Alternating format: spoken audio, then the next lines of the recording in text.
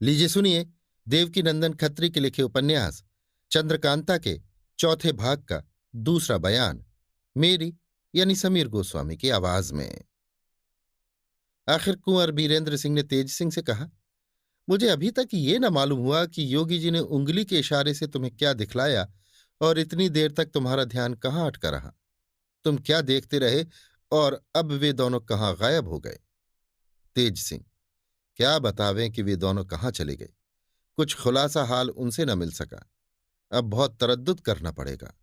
बीरेंद्र, आखिर तुम उस तरफ क्या देखने लगे थे।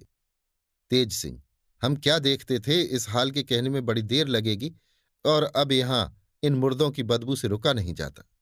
इन्हें इसी जगह छोड़ इस तिलिस्म के बाहर चलिए, वहां जो कुछ हाल है कहूंगा, मगर यहां से चलने के पहले उसे देख लीजिए जिसे इतनी देर तक मैं ताज्जुब से देख रहा था।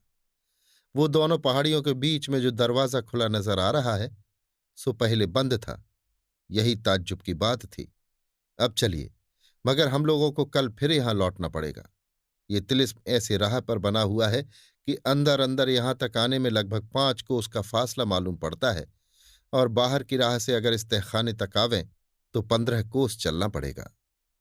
कुमार, खैर यहां से चलो, मगर इस हाल को खुलासा सुने बिना तबीयत घबरा रही है।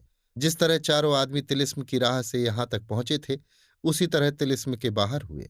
आज इन लोगों को बाहर आने तक आधी रात बीत गई।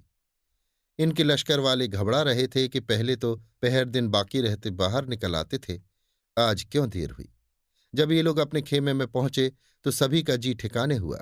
तेज सिंह ने कुमार से कहा, इस वक्त आप सो रहें, कल आपसे जो कुछ कहना है कहूंगा।